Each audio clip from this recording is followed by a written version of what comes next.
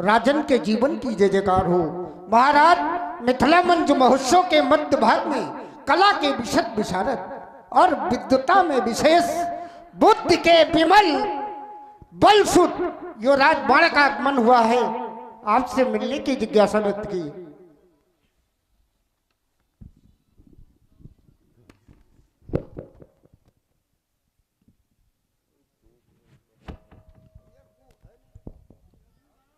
श्री बाणासुर जी का आगमन हमारी मिथिला में अहोभाग्य। चलो चलकर स्वागत करते हैं। स्वागत ही नहीं, वंदन अभिनंदन करते हैं। वेद विधियों में विहानरत, वेद विद्या विशारद एवं शास्त्रों के सविद स्वाध्यायी श्री बलपुत्र बाणासुर जी। जय जय श्री भोलेनाथ की। ब्रह्म ज्ञानी, तत्व ज्ञानी, कर्म ज्ञानी, कर्मनिष्ठ, धर्मनिष्ठ, सत्यनिष्ठ, यम नियम, आसन, प्राणायाम, प्रत्याहार, धारणा, ध्यान और समाधि आदि आठों योगांगों के द्वारा इन चपल इंद्रियों पर विजय प्राप्त करने वाले अष्टांग योगी श्री शिरध्वज जनक जय जय श्री शंकर भगवान की। अहोभाग्य। आज आपका आगमन हमारी मिथिला में हो गया। अच्छा, तो आपका ये सुंदर स्वरूप और सुंदर श्रृंगार के दर्शन पाकर हमारी ये अधर शून्य हो गए। बंधु, मैं क्या कह सकता हूं आपसे प्यासी।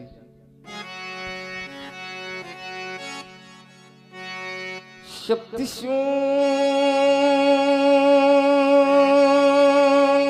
अधीरों को जैसे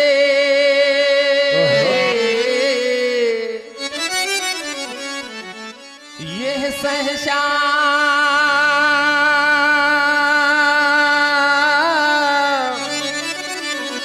मृदु मुस्कान मिला, या भूमे सरगम को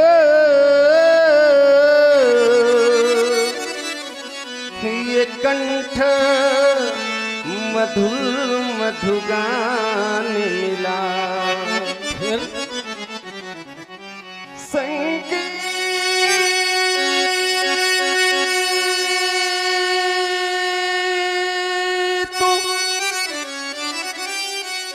सफलता का पाया, मृदु मंगल में आह्वान मिला। और धन्य हुआ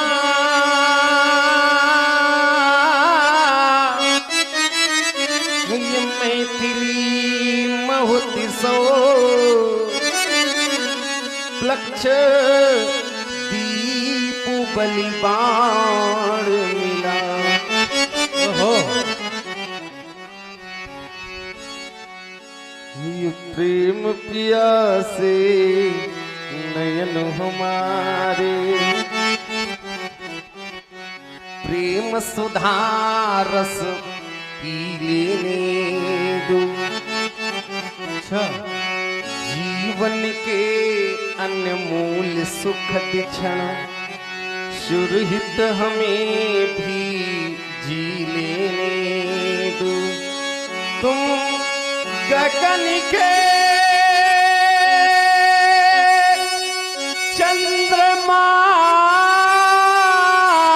हो, और आप मैं धरा की धूल हूँ।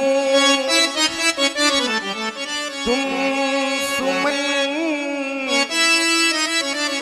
पथ के अलौकिक, मैं पथ की हित सूल हूँ। हमारा स्वागत स्वीकार करें।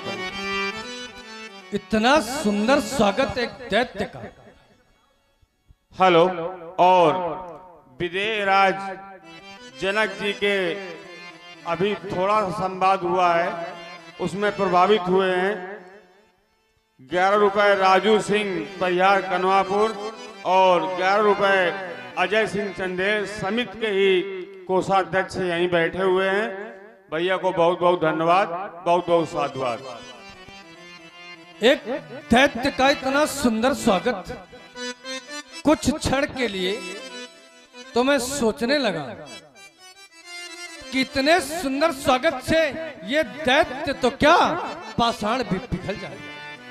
इतना सुंदर स्वागत, इतना मीठा गाते हो, इतना मीठा गाते हो, मन करता है इस आनंद सागर में तब तक गोते लगाता रहूं जब तक इसकी थाह न हो जाए।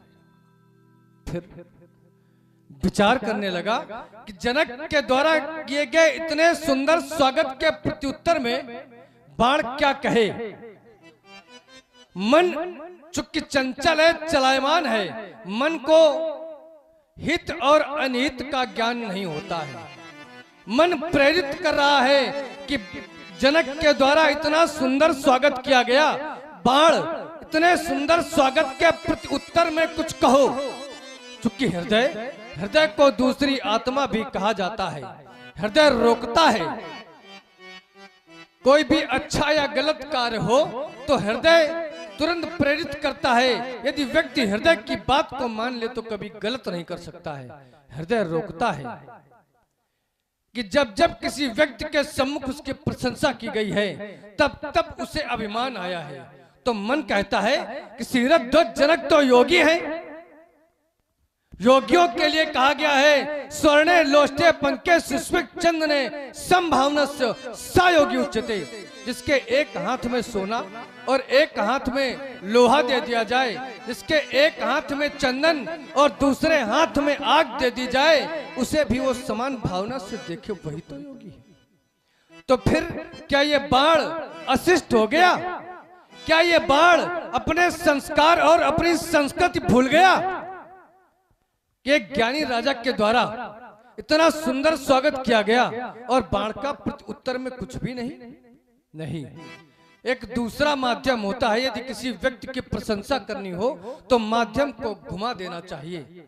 तो ऋषियों, मुनियों और कवियों के द्वारा रचित काव्यखंड से आपके द्वारा किए गए इतने सुंदर स्वागत के प्रत्युत्तर में बाण कहना चाहता है कि मधुरिमा यदि कंठ में न होती, मधुरिमा यदि कंठ में न होती तो शब्द विस्पान बन गया होता, और वेदना यदि हृदय में न होती, योगी वेदना यदि हृदय में न होती तो ये हृदय पाषाण बन गया होता, और वासना यदि प्रेम को न छलती, या यूं कह दूं कि प्रेम में यदि वासना न होती तो प्रेम वरदान बन गया होता, और याचना यदि भक्त में न होती तो भक्त स्वयं भगवान बन गया होता। भक्त स्वयं भगवान बन गया होता। सुना है आपका प्रण। हेलो। और जिस तरह से विदेहराज जनक जी का स्वागत हुआ था, उसी तरह से आपका भी महाराज स्वागत हो रहा है। 21 रुपए राजू निषाद बरनाओ की तरफ से आपका भी स्वागत हो रहा है। बहुत बहुत धन्यवाद, बहुत बहुत साधुवाद। पुत्री के विवाह का आयोजन है। जानना चाहता हूं क्या आयोजन आपके द्वारा आयोजित किया गया है? बंधु कहे।